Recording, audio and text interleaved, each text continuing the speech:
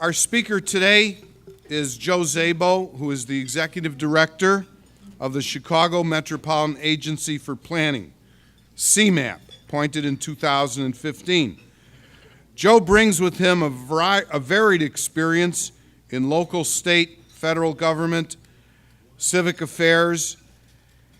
He and CMAP brought us copies of 2050, the new comprehensive regional plan to help the 7 counties and 284 communities of northeastern Illinois in addressing strategies for transportation, housing, economic development, open space, the environment, and other quality of life issues. Prior to coming to CMAP, Joe Szabo was appointed by former President Barack Obama and confirmed by the U.S. Senate, no easy feat these days, as the 12th administrator of the Federal Railroad Administration within the U.S. Department of Transportation. Joe began his public service as a zoning commissioner member in his native south suburban Riverdale, Illinois.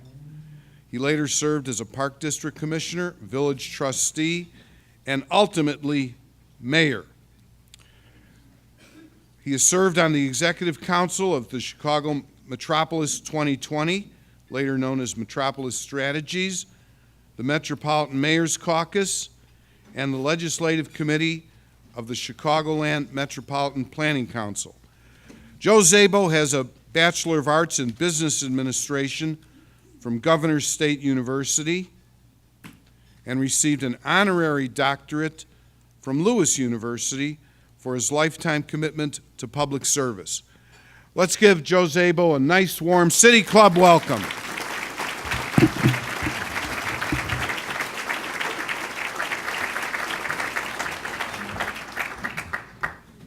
Well, thank you, everyone. Thank you, Ed, and let me thank the City Club for the opportunity to come back and speak with you again. It's great seeing so many old friends in the audience, people going back to my time in local government in Riverdale, and was talking with Don Orsino earlier, going back to when Don was a rookie train master. I was a rookie train conductor, and so it's hard to believe, Don, where both of us are today, but you're getting to retire. But anyway, I can't think of a better forum to come to talk about the issues that are facing our 7-county Chicagoland region and how together we can plot a brighter future for the region. Let me recognize the CMAP board members that are here, and I know our chairman was introduced, Mayor Bennett from Palos Hills. Our vice chairman, Rita Athis, is with us. Frank Beal, I believe, yeah, Frank is with us. Mayor Matt Brawley, Mayor of Montgomery, was introduced earlier. I believe Leanne Redden is here from the RTA, and Peter Scozzi, all of our CMAP board members. Also would like to recognize the CMAP staff that are here, and if all of you could just stand up, I know there's a lot of you, but these are the dedicated men and women that literally think about the future, the health, the prosperity of this region every other day, or every single day, not every other day, every single day.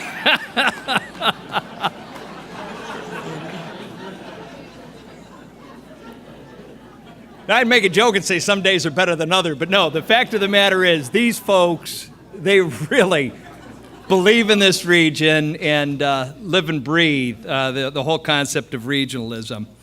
You know, when I spoke here last June, development of our next comprehensive plan, which is named On to 2050, had only just begun.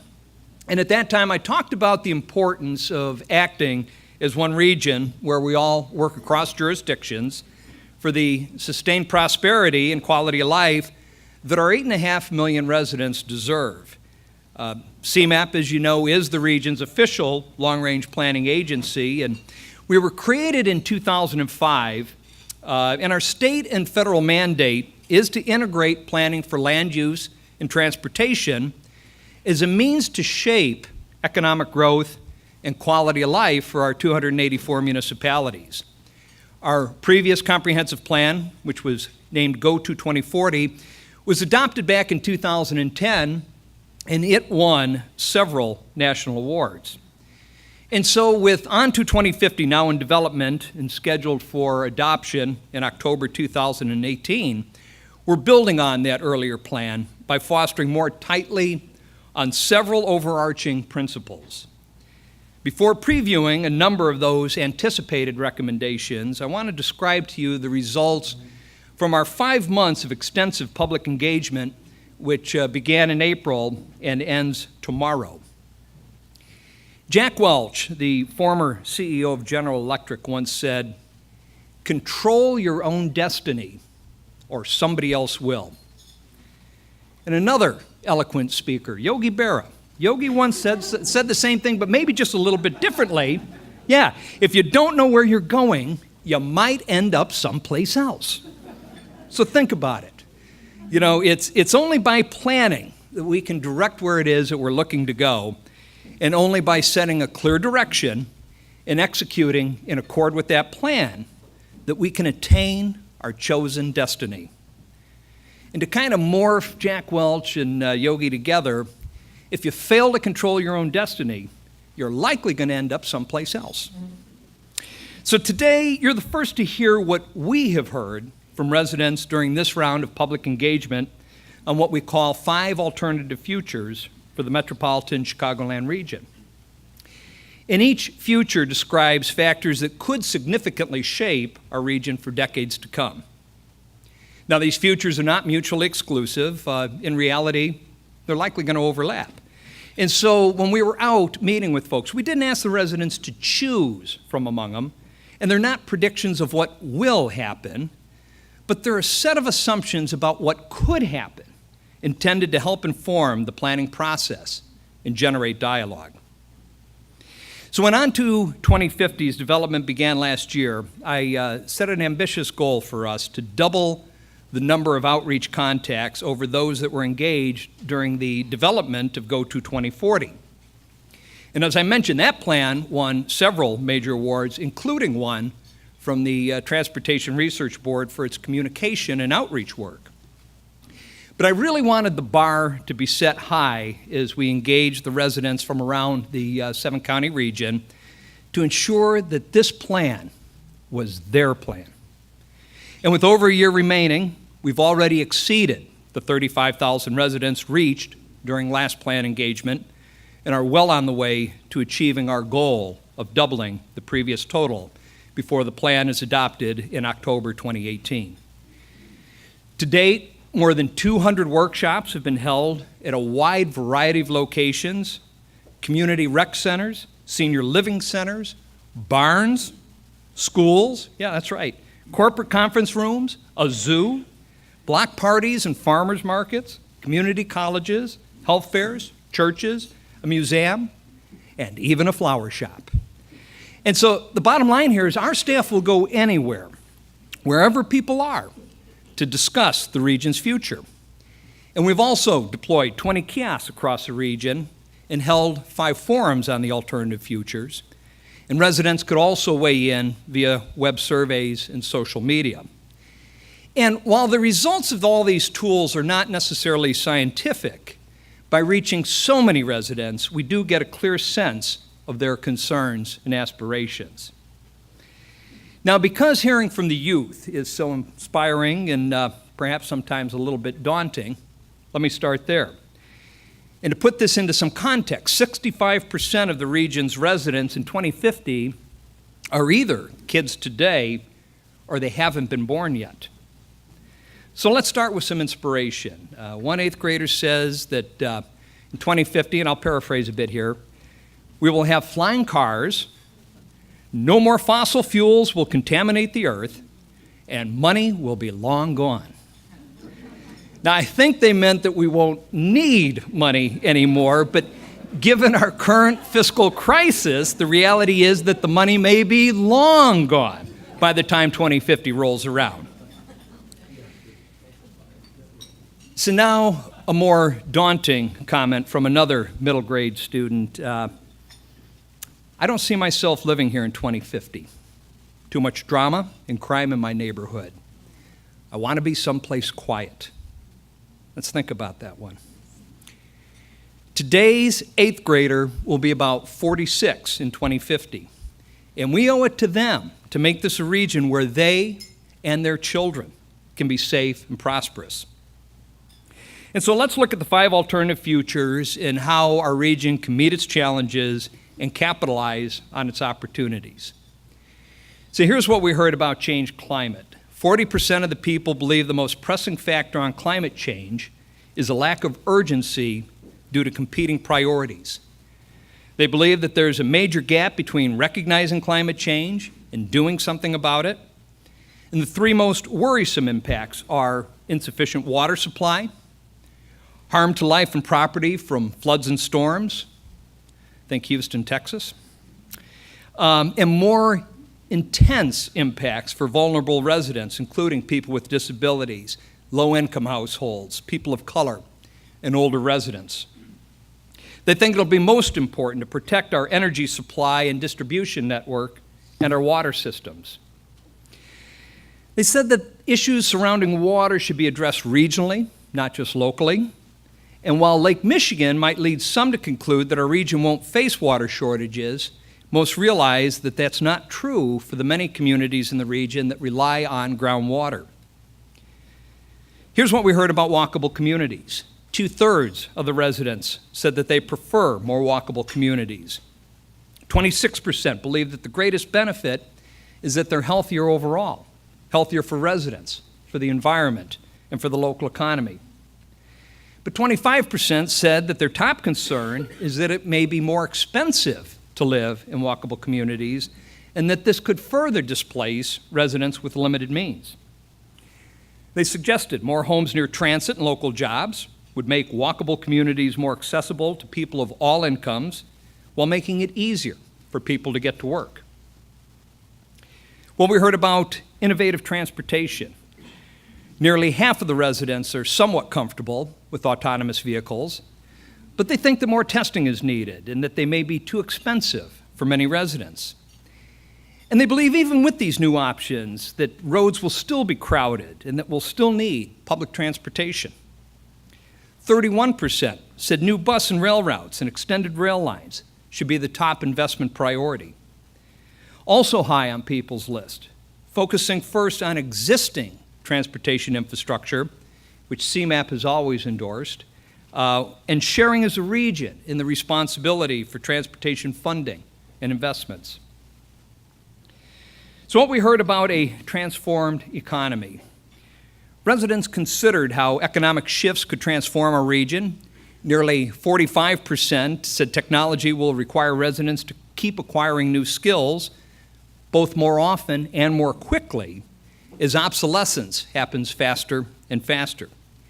Nearly 2/3 think that job training should be geared towards emerging industries and that the region should create conditions that allow more people to innovate and make their own jobs.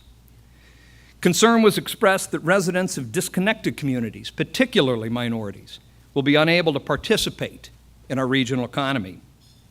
And over again, we heard that neither infrastructure nor geography should determine whether a person gets a good education. For our economy to thrive, everyone needs to be participating in it fully. We also asked residents to consider how the region must adapt to decreasing support from federal and state government. And more than half believe that their municipality will have to charge higher local taxes and fees. Besides transportation, people named social service programs as the top priority for public funding. 30% said those that benefit from infrastructure and services should pay for them.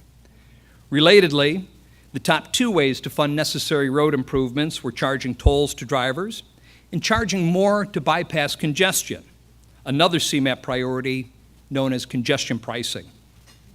And many also suggested a VMT tax where drivers pay per mile traveled. Many thought that the tax structure needed to be changed, and they're concerned that constrained federal and state revenues will disproportionately affect vulnerable populations. Now, the future that's ahead of us, of course, is always uncertain. But by understanding the trends and using careful analysis and broad stakeholder engagement, we can formulate the most impactful recommendations and shape our future. And so this brings me to our draft Onto 2050 preview report, which is another opportunity for us to take the pulse of the region. Issued for public comment back in June, it builds on 2 years of research analysis and conversations with the region's residents, its businesses, transportation providers, and civic groups. And while it's premature to say exactly what Onto 2050 will say, the preview describes draft recommendations across 3 overarching principles that will guide the overall plan. Principle number 1, inclusive growth. The region's long-term prosperity requires increased economic opportunity and improved quality of life for all of our residents. Principle number 2, prioritize investment. In a future with finite resources, we'll need to make smart decisions, the smartest decisions about investments across our sectors, infrastructure and land use, and the economy to ensure the greatest impact for every penny that we spend. Principle number 3, resilience. As a region, we need to plan collaboratively so communities, infrastructure, and other systems can thrive in the face of uncertain economic, technological, and environmental shifts. Now, as I mentioned, the recommendations are not set in stone yet at this stage of the plan's development. So with that caveat out there, let me preview a sense of where the plan is headed. In the area of inclusive growth, one recommendation would be to provide paths to jobs with meaningful economic opportunity. CMAP and partners should identify growing industries and jobs that give residents opportunity for upward mobility. Workforce development stakeholders should prioritize training to help lower income and minority residents enter these industries and participate fully in the regional economy.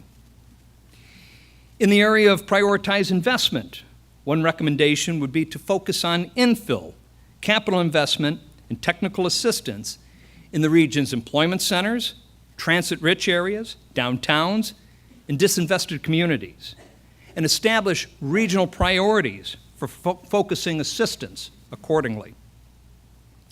In the area of resilience, one recommendation would be to coordinate across jurisdictions to promote collaborative action on all these critical issues. And to some extent, the region has already begun to achieve this through the growing collaboration of the 7 county board chairs to attract and retain businesses at the regional level.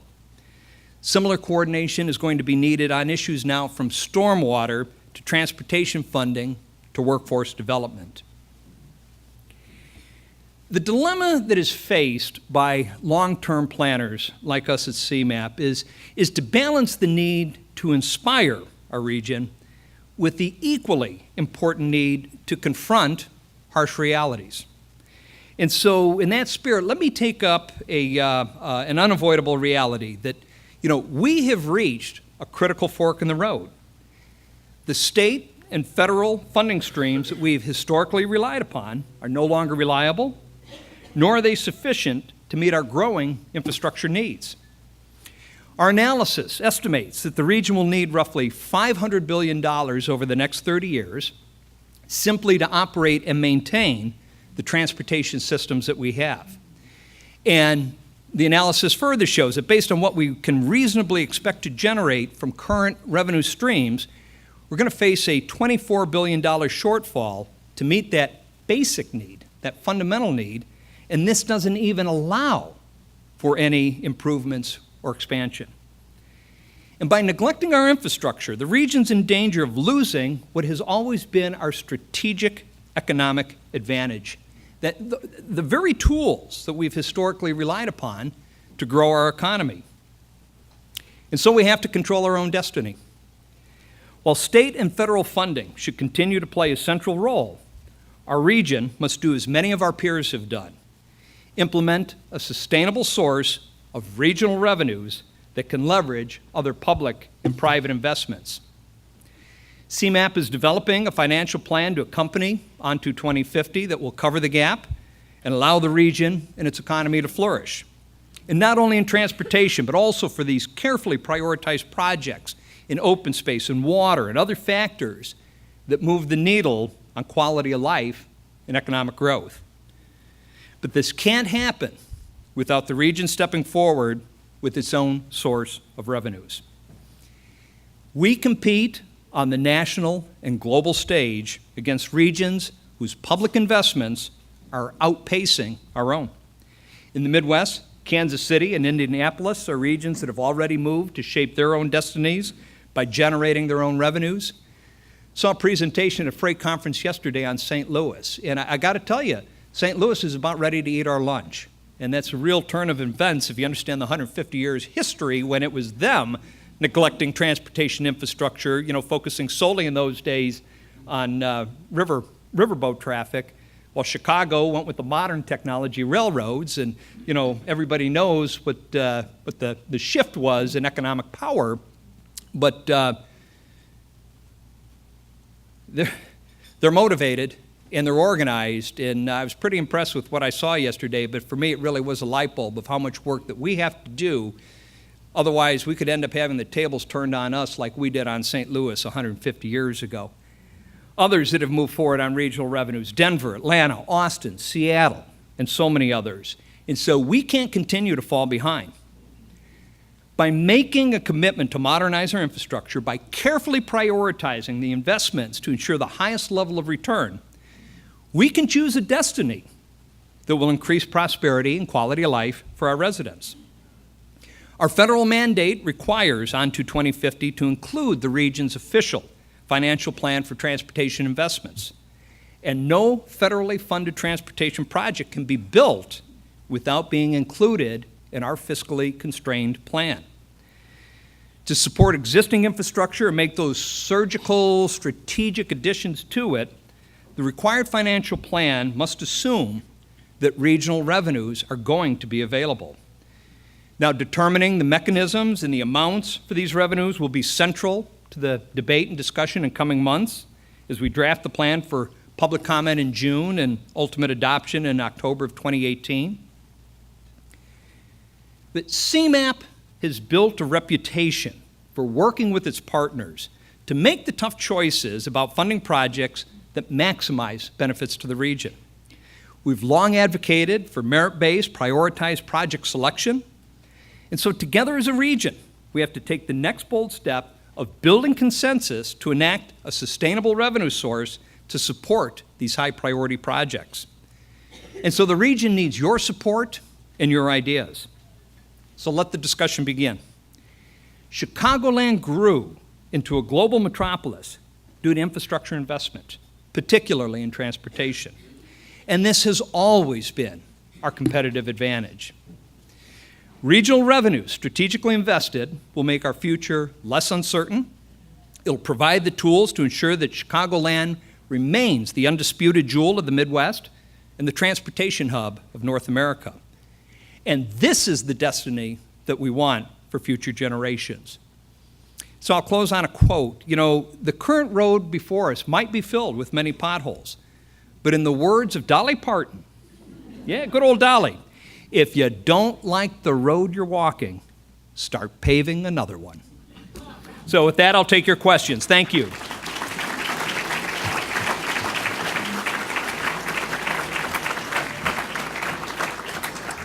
Joe, thank you. Thank you very much. Okay, we have a few pre-submitted questions, and if anybody has a question that they would like to ask of Joe, like Larry is down here, just write out your question and hold it up, and our crack staff will come around and pick it up. Okay. Wow. You're going to have some tough questions here, Joe. The first one is from Carrie McLean. What do you expect the impact of the gig economy, GIG, to be on Chicagoland? So, these are the types of questions that we're working through right now, and part of the Alternative Futures was talking about how technology is, in fact, going to transform our economy. And so I'm not going to stand here today and say I have the answer to that, but this is exactly the type of questions that we're trying to work through, knowing that technology is going to be changing that much more rapidly more quickly and quickly and quickly. And it's so difficult today to try and envision where we're going to be at 30 years from now, and yet we know it's coming. And so that is specifically why, one of the alternative futures that we've been working through is a transformed economy based on technology. Thank you. This is from Mike Weiser, City Club member, Commuter Cars Corporation, CCC. With the popularity of single-occupant car commuting, how will future trends support this form of transportation, given that the current transportation conversation is dominated by shared mobility? So again, good question, and part of the work that we've been doing both in our work on enhancing and growing walkable communities, since that's where the trend is taking us, and also better understanding where the evolutions in transportation technology are going to take us and how as a region we have to adapt to that. We're just completing our analysis now on how we grow our transit ridership. One of the goals in Go to 2040 was to double transit ridership by the year 2040, and certainly we won't be backing away from that recommendation, although we likely will be looking at it more in terms of market share rather than actual raw numbers. But we're doing the analysis now and should have a report out actually within the next couple of days on those things that best drive transit ridership growth, and so more to come. Thank you, Joe. This is from Chris Hall, City Club member with Skidmore, Owings, and Merrill. His question is, or her question could be, should the region be concerned that population growth is slower than other U.S. urban regions? Does quantity or quality count? Yeah. So obviously quality is important, but quantity matters because it's normally an indicator of the economic health of the region.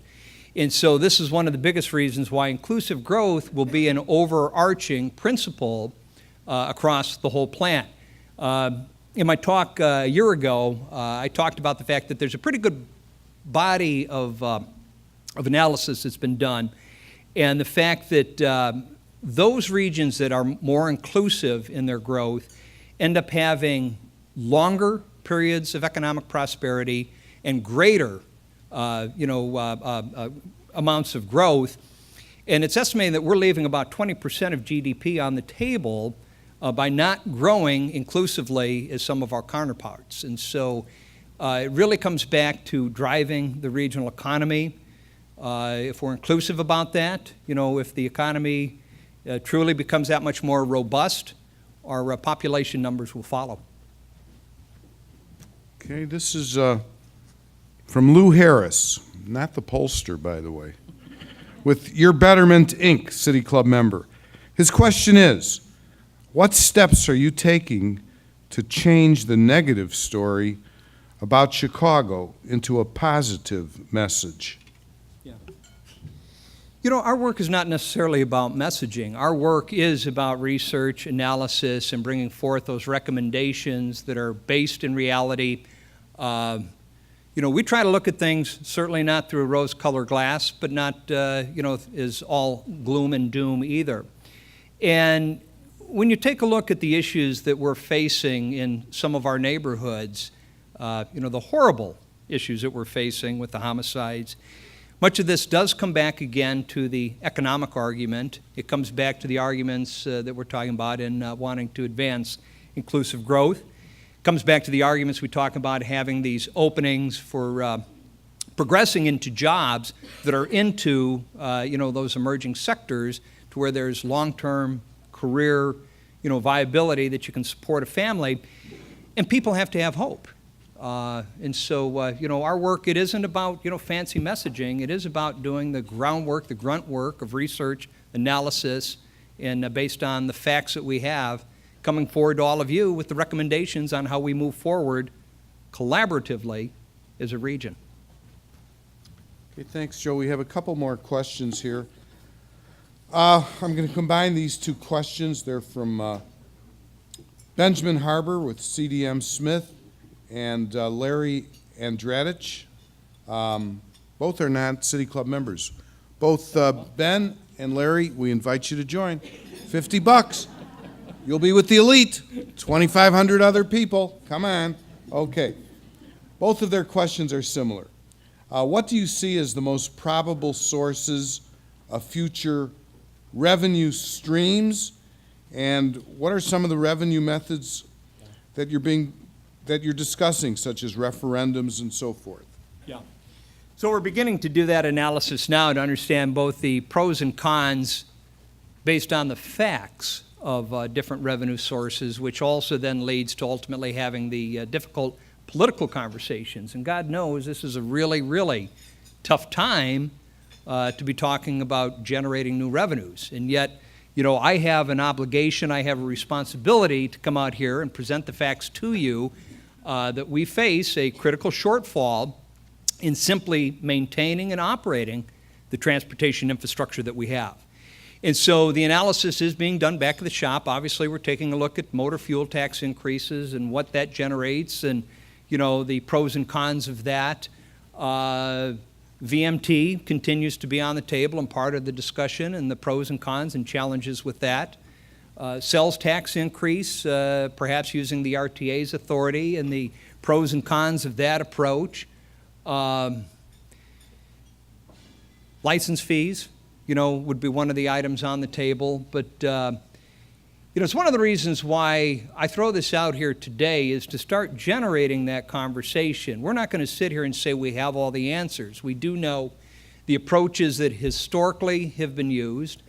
There's no question that the gas tax on both the federal and state basis, hasn't been increased in well over 20 years. I believe the last analysis I saw on the federal was, I believe, 91, and purchasing powers eroded by 40% in that period of time. And so that may be the more politically viable way to go, although, again, this is a very tough time to have that conversation. But I have some concerns about strictly going with a transportation-based fee, because with the lockbox, that's going to lock in those dollars solely for transportation investments. And while that is the bulk of our work and an important part of our work, the work in stormwater management, in water, in open space, and several of these other critical issues also drive, the needle on quality of life and economic prosperity. And so I do have some concerns about tying our hands without having the appropriate flexibility to go forward with other projects that are very, very important to the local communities and local residents. But I have to add in, because I emphasize this in my talk, this comes back to prioritized investment and making sure that we are doing the sound analysis so every penny we spend is giving us the maximum return. And I think this has to be a part of the bargain if we go out to the public. It's going to be a tough enough sell, but they have to believe that they're going to get what they've been promised if we're going to have any chance of success. Very good, Joe. We have a couple more questions. I tell you, we're getting some great questions today. Sarah, your dad would really be proud of the kind of questions we're getting here today. From one planner to another, this is from Mary Sue Barrett with the Metropolitan Planning Council. You didn't think we would give you a pass, did we? Absolutely. What incentives can CMAP support to encourage government consolidation and service sharing? This is one way to free up resources for inclusive growth and infrastructure investment.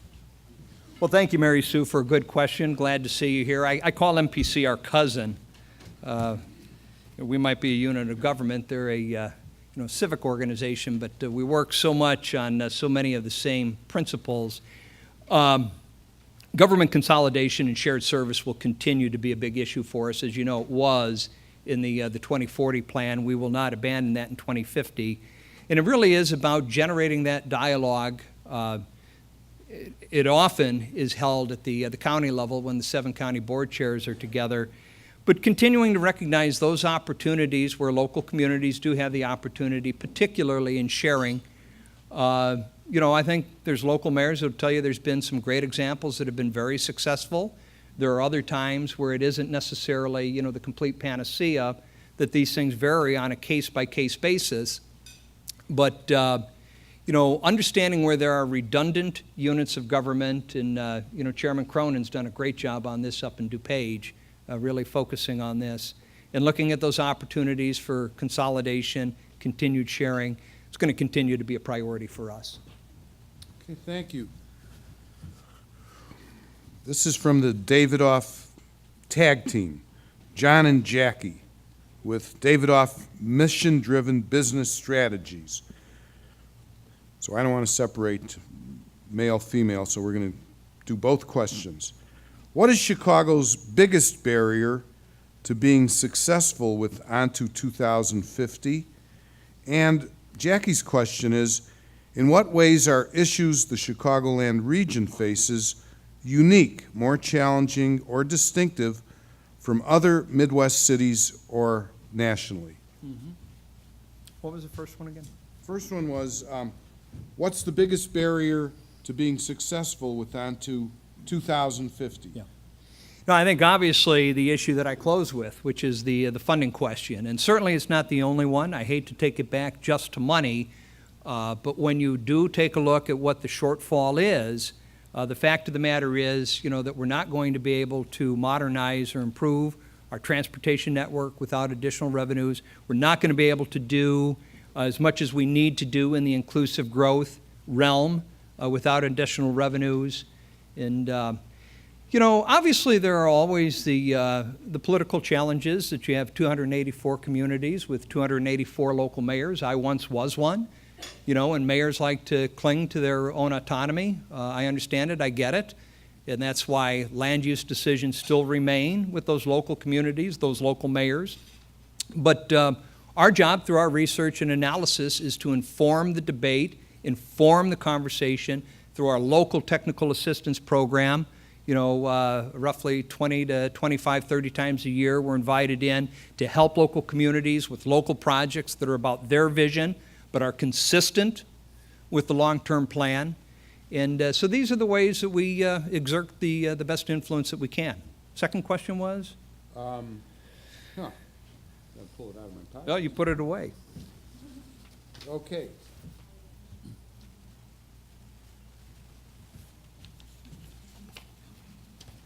One of the issues we face unique.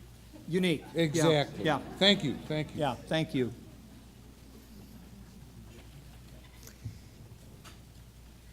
So I think, there's always unique issues for every region and every community. By the same token, there's often a lot of similarities. I think, that we believe that we have not been as inclusive in our economy as some of our peers have been, and they've seen better economic growth, more sustained, longer periods of economic growth than we have. And so that's one issue that is somewhat unique to us. One of the unique advantages that we clearly have had historically has been our transportation network. And this is why Chicagoland, the region, developed into the economic powerhouse that it is today. And it wouldn't have happened without those transportation investments. And so I think that's one of the unique advantages that we have, but it's been neglected. And, we run the risk of losing our competitive advantage if we don't move forward with renewed investment. Final question. Could you discuss the impact of what's been happening in our neighboring states, Wisconsin and Indiana primarily, on the Chicagoland region, the 7 counties, the 284 communities? So we believe that working as a mega region is important. Obviously, our official jurisdiction under state and federal mandate is the 7 counties, the 284 communities in the city of Chicago. But our relationship's very, very strong with the counterparts in southeast Wisconsin, northwest Indiana, and southwest Michigan. I meet with my peers up there on a quarterly basis. We move those meetings around to make sure that everybody gets a chance to host. whenever we're at, somebody's facility, it's their responsibility to have their staff present on, something critical that they're working on to better inform, its neighbors. We do believe that our region best prospers when the mega region as a whole best prospers. And so, we don't look at our neighbors negatively, just like you wouldn't or shouldn't in your community, your neighborhood strongest when, you have tight social connections with your neighbors. We believe that having the tight business connections with our counterparts in the neighboring states is very important also. Okay, let's everybody give Joe Szabo a big round of applause.